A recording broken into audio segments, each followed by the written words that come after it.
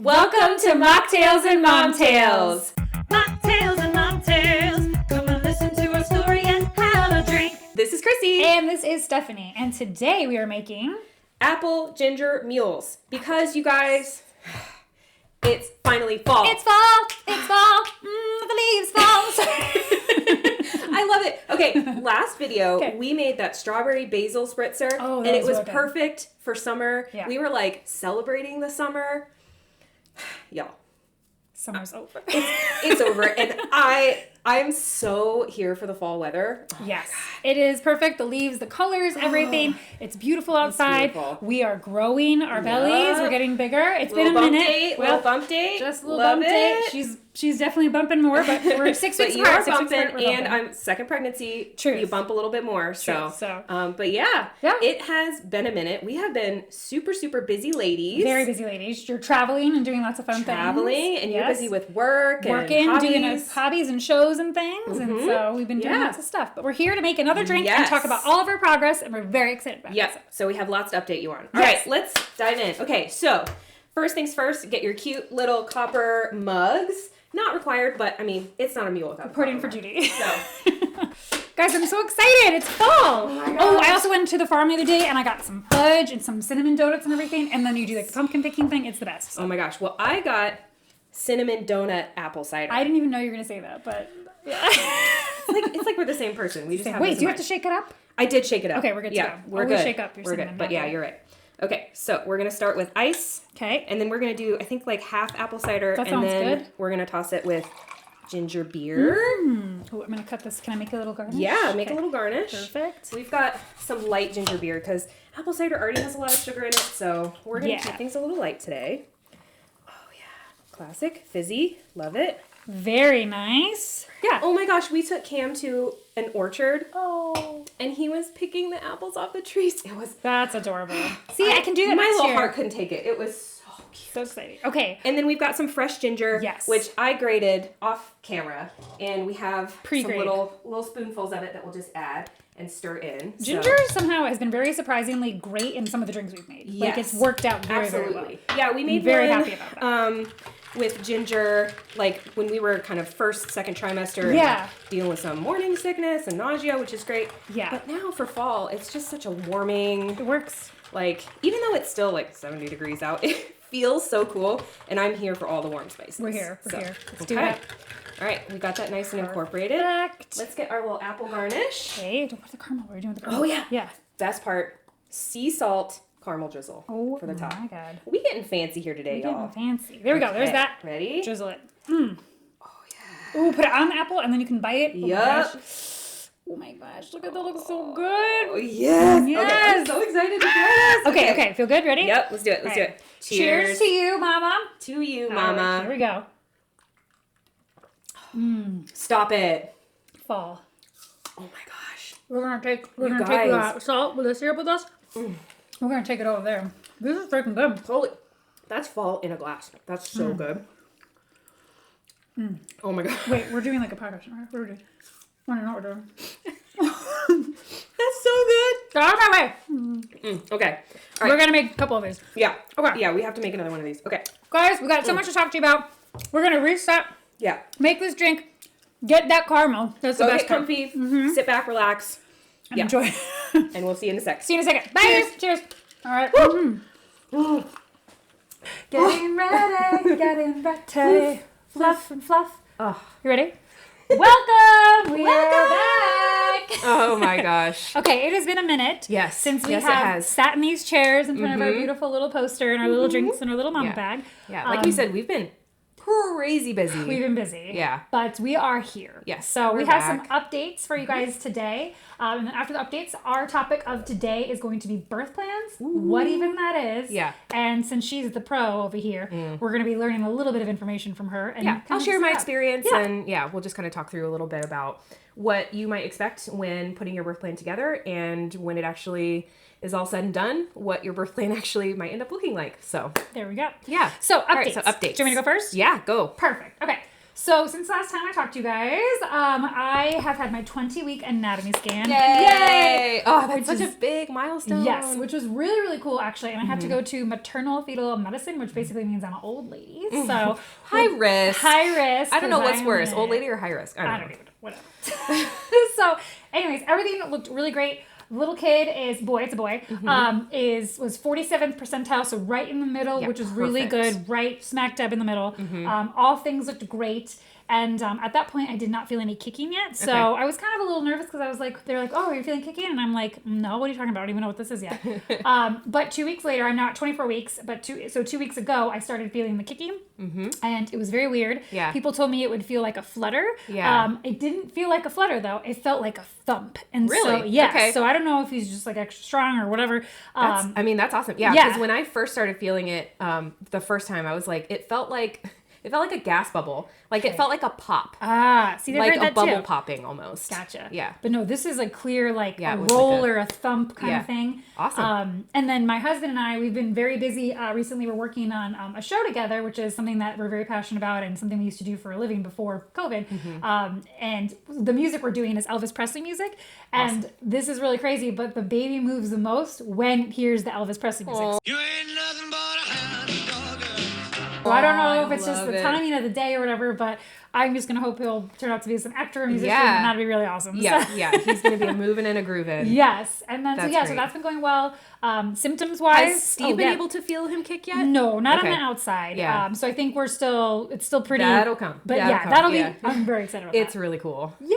And then other things is I picked up 2 books that I'm very excited about. This one I have not started yet. It's called Funny Little Pregnant Things.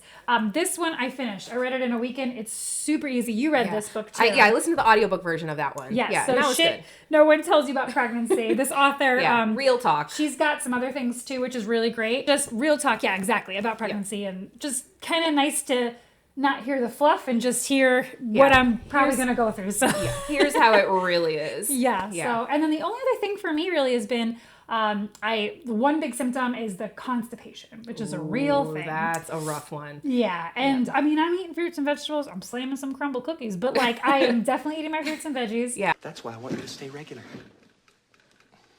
That's good. Yeah, it's good. So but sometimes it just doesn't matter what you do. Your body's like, yeah. So I've been trying to walk more, and then also I've been having magnesium glycinate, which my doctor recommended. Okay. So I take that at bedtime, and it just kind of, 1, relaxes me, and then 2, usually helps in the morning. Yeah. So okay. But other than that, That's great. I feel pretty good. Yeah. I just started working out again like this week, which has been really nice. Yeah. Because I was on pelvic rest for a while. So that'll help me. You've just been so busy. And I've been so busy, so it's been good. But that is my update. Yeah. Tell me about what you've been doing in the last month or so.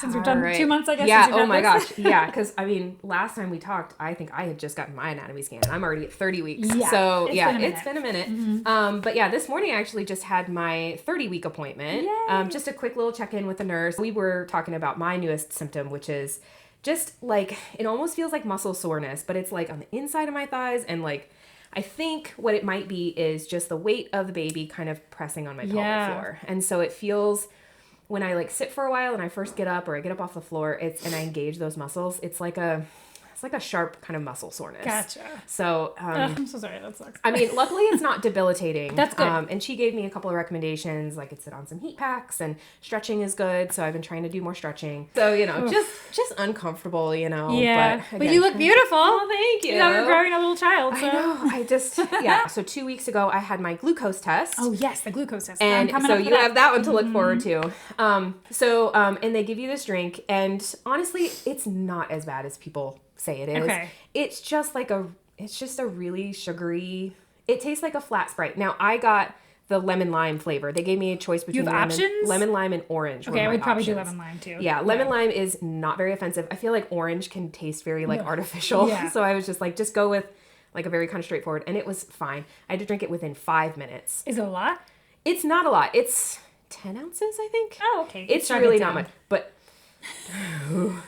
it's really sweet. Are you supposed to have any food or water before then, or what's the deal with You that? can. Okay. So they recommended to me just have kind of a normal breakfast. Okay. Limit carbs. Okay. You can still have like some carbs, but make it a nice balanced breakfast. So I had whole wheat toast with eggs, yogurt and fruit. Oh, beautiful. Yeah, and then afterwards, like some women feel really crappy, really shaky, really like they get kind Especially of if you're not used to having that much, sugar. Yeah, and I felt fine. I don't know what that says about me, but I felt okay. I was a teeny tiny bit kind of lightheaded. Okay. Where you just kind of feel a little buzzed. Sure. Because it's just like, whoa.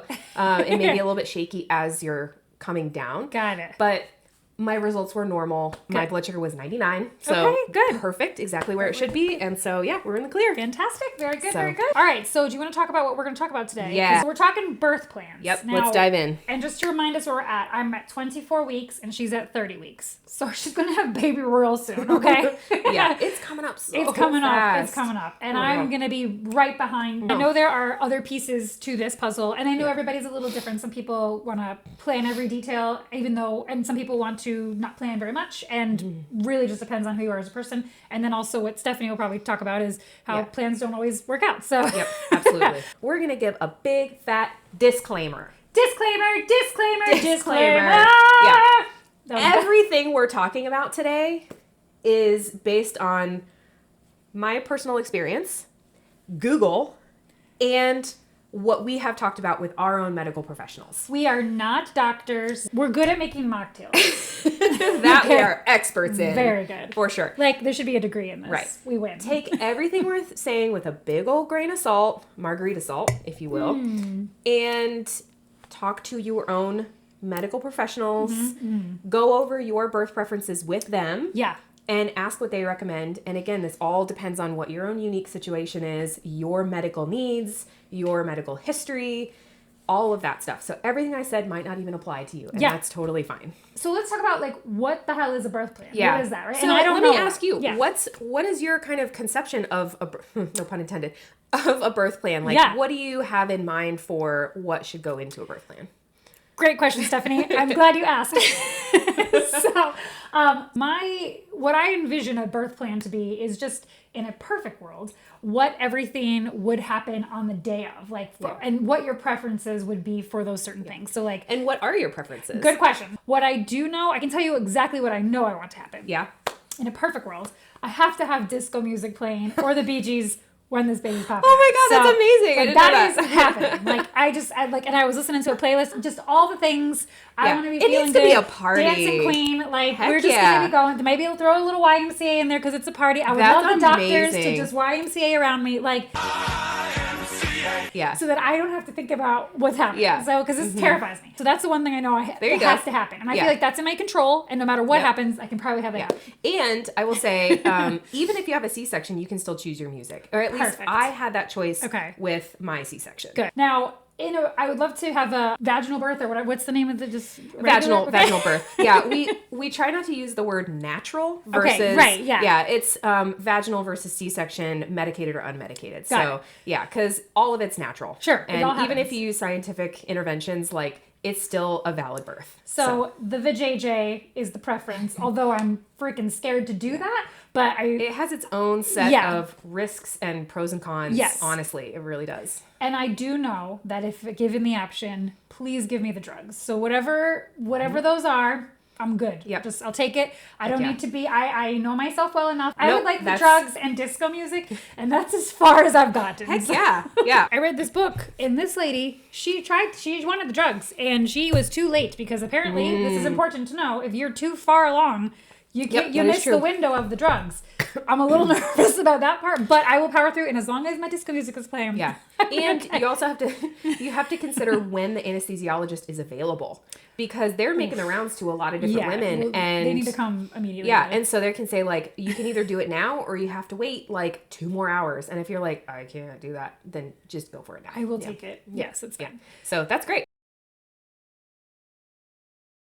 One of the big things that you should include on a birth plan or your birth preferences list, which I like to call it, not just pain management, but also interventions in general and what your preferences are for those kinds of interventions.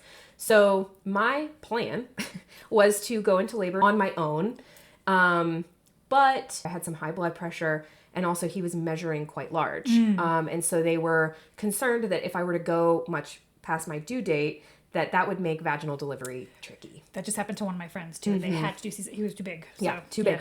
The ship's too big and the bottle's too small. So they recommended that I be induced. Yeah. And I did not do a lot of research about inductions specifically and C-sections going into it because I had it in my head that the induction was going to go great and everything was going to just happen. And it did not work out like that. And because I was 0 centimeters dilated. Like I was nowhere close. I was not showing any signs of labor. So when it comes to a birth plan, now I did have what levels of intervention I preferred. So I was okay with cervical ripening agents, which will soften the cervix and make it more malleable and make it more stretchy, soft to actually open Okay. and get thin. Cause when it starts, your cervix is like it's like a really thick donut. And then eventually it gets flatter and flatter like a pancake and it gets rounder. So it's not just about how big the opening is, but how flat Interesting. it is. Okay. I took Cytotec. It did dilate me to, I think, 1 centimeter or something. And so they said, do you want another dose of Cytotec or do you want Pitocin? Now, I had some preconceptions about Pitocin. Okay. And so on my birth plan, I had the preference of like, I didn't really want Pitocin. Okay. Now, I think that was me being a little naive about what it really is and what it does and how it works. So they do what's called a titration. So they start with a very, very, very small dose and then they slowly ramp it up. Oh, okay. I had this expectation, your contractions just like slam and Gotcha. just get horrible, which would then lead to an epidural, which I didn't want, and which would lead to a C-section. I had this idea in my head that like Pitocin was bad. Okay. I probably should have opted for the Pitocin. Aftermath. Because what I did was I opted for more Cytotec. Now, and some women can get multiple doses and it just continues, stretching and everything's beautiful. What happened for me was that sent my uterus into like hyperdrive. Jeez. So I started contracting like every 2 minutes. Oh my goodness. And they weren't real crazy strong contractions, but they were enough to where I was like, yeah, I'm having another one. It's only been 2 minutes. And so that's what you expect when you're like Ready to go. there. But I was Yeah. still only like 1 centimeter. Yeah. So I was nowhere close and I was contracting really fast. Whoa. And so then what happened was he didn't have enough time to recover between contractions. I see. Okay. So typically what you want to see, and I didn't know any of this going in. Typically what you want to see is, I think what they call an early deceleration. So when the contraction starts, their heart rate will dip a little bit, but then it'll recover once the contraction's over. Gotcha. Like interval training. Yeah. Okay. Yep. What I was having was late decelerations. Oh, okay. So once the contraction was over, his heart rate was dipping. Got it. And they okay. did not like that at all. No. So I was just laying there all hunky-dory thinking that everything was fine. I was like, oh, I'm contracting a lot, but it's fine and I'm okay and everything's great. And they come in and they were just like, can you turn over? We don't really like what we're seeing on the monitor. And I was like, oh Jesus. no, oh God. I could just tell something was not right. It was not a great feeling. Okay. So then that just began like hours of just them trying different things, me bouncing on the birth ball, and they couldn't, read him on the monitor very well. And he could never quite recover. They gave me medicine to slow my contractions down, but then that made my heart rate spike. Oh, Jesus. And a lot of decisions were having to be made in the moment that I didn't anticipate. Okay. And so having somebody there who could translate what was happening, the nurses were fantastic. Good. They were really sweet about kind of explaining what was going on, but they couldn't really recommend one thing or the other. They were kind of hinting, but it was hard for us to really make an informed decision. Yeah. So that kind of leads me to my next point, which is something I'm going to include on my birth plan and something I'm going to investigate is I would like a doula for this birth. Tell us, Stephanie. What is a doula? So a doula is like a birth coach.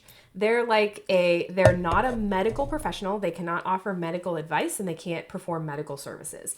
But they are there with you during the labor process, during the birth. They've been present at many births. They know kind of what's up. They know how to interpret medical jargon and can kind of explain, and they can be your advocate. So they can simplify everything. now, doula is different than a midwife who is a certified medical professional and can actually perform deliveries, which I also had considered, but I said, I'm okay with like nurses and doctors like doing the actual delivery, but I just need somebody there who's again kind of advocating for me. Yes, and not necessarily also your husband too, because we're both, nobody knows what's going on, right? Like, and they know, okay, I think you should go into this position now, or I think this might help you, or Is there any time where the doctors and the doulas seem to like clash in the room together, or is it that's seem a to good be question. I think that's probably dependent on unique situations. The practice that we're with, they actually offer doula and midwife services that they partner with. Interesting. Okay. So that's really so cool. I'm actually going to be getting a doula through our hospital. That's fantastic. Now, so there's got to be a good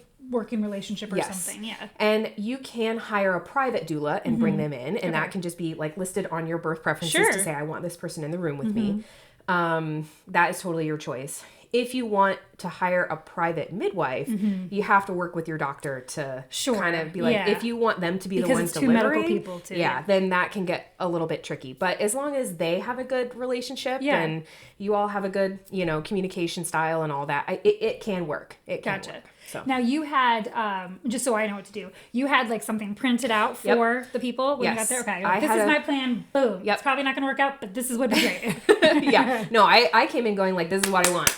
And how that turned out. But so it included my information, like our pediatrician's information. So like, logistical stuff. Okay. Yeah. And then it listed out kind of my preferences for levels of intervention to say like, again, cervical ripening agents are okay, but I want to wait on any Pitocin. And then there are drug versus mechanical interventions. So they can actually insert an instrument that will actually physically stretch. Whoa. Yeah, it's called a Foley balloon So there are mechanical interventions that you can opt to do. My poor areas. Oh my goodness. If you want to go drug free, but you still need some sort of intervention. So there are those that you can kind of think about. And they can also, if your water hasn't broken on its own, they can break it for you. And what that will do is that will make baby drop faster and put pressure on your cervix and make it open a little bit faster, but that will often kick contractions into high gear. And then you're ready to go. Things are more painful, and that's more likely for an epidural. And birthing positions. I said that I wanted to be able to move around freely because I'm the kind of person that when I'm in pain, I cannot sit still. Okay. I have to be moving around. It's good that you know that, yeah. And so that also meant that I didn't want to be hooked up to an IV. Ah, interesting. Okay. Now they inserted an IV, and I had one in my arm, like ready for it when I needed it. But you could still move around. But I could still get up and move around. So I had like the entrance, but I wasn't actually physically hooked up to like a thing I had to carry around. Got it. Let's talk about birth plan, not just for during labor, but postpartum. Because there are also, a kind of whole set of preferences around that. I don't know anything. And so this is also one of those where I went in expecting one thing and just being very surprised that I went the entire other direction. So I wanted to do what was called rooming in. And that's basically where the baby's always in the room with you. Okay. All these like crunchy granola websites are going to be like, rooming in is the best thing for your baby because it increases bonding and it helps, whatever. And I was kind of against the idea of like them taking the baby away into like a separate nursery. But it was really hard and I was in a lot of pain and I was exhausted. Yeah. And I was hormonal. Like your crash of hormones is just none of this sounds great, by the way. This all sounds terrible. It's insane. And so they were like, do you want us to take the baby into the nursery? Yeah. And I was just like, yes. Okay, I think I'm going to do that. I'm good. Because we're going to get the baby the rest of our life. We can have a couple hours. So. Have that time to rest. That's fine. Rest. You know what I really want? What? A Jimmy John's. Number 16 with the pickles. Put that on your birth plan. That is on my birth plan. Seriously, I want that immediately. You can indicate what food you want. It's going to be so freaking good. I want the jalapeno chips too. Oh my God, the best. Oh, and the chocolate chip cookie because you can't forget. Heck yeah, and the giant pickle. It's going to be good. Your baby does not need a bath right away. Ah, I've heard about this. Some people actually wait weeks before they give their baby a bath. Wow, okay. We waited a couple of days. So it was like the last night we were there before we went home. We had them give him a bath. Now again, it's one of those things where it's like, ultimately it's fine either way. But there is the coating that's on their skin that's really, really good for them. Okay. It's like nutrients. It's nutrients. Yeah. It moisturizes their skin. If they're immediately Put it going in a into bottle soap and water, I mean, Yeah, I don't remember what the coating is called, but like it's good to leave that on their skin for a little bit. So if we have the option, yeah, we could do that. And I mean, they'll get a rub down and get all the like really yucky stuff off. Yeah, like when they put you on, is there gonna be like guts and stuff? I mean, yeah, there will be. Now there wasn't for me because they already had him cleaned and wrapped up before they handed him to me. All right, I'm all for that. But yeah, if they what pop if I him throw out, up and be like, oh. they're gonna they'll put like a pee pad, like a puppy pee pad, like on your chest. Okay, so you're not getting all the nasty on you, but you might still like a little. If they're going, you probably don't think about it in the moment. You really don't. Okay, because I'm thinking about it now, and I'm like, I don't know. It seems Then I need a bath. They'll take care of you, and those nurses. Oh God, they're amazing. I heard you should bring them chocolate or something. Like bring them a gift. They are angels. They're so wonderful, and they're cleaning up that stuff so that you don't even have to worry about it. That is great. And when can we take the nurses home with us? Is that a thing? I wish. Can that be on the birth plan too? Yeah. Well, actually, what if I just put it on there, but then like put a check amount with a blank amount? Right. Yeah. You're coming home with me.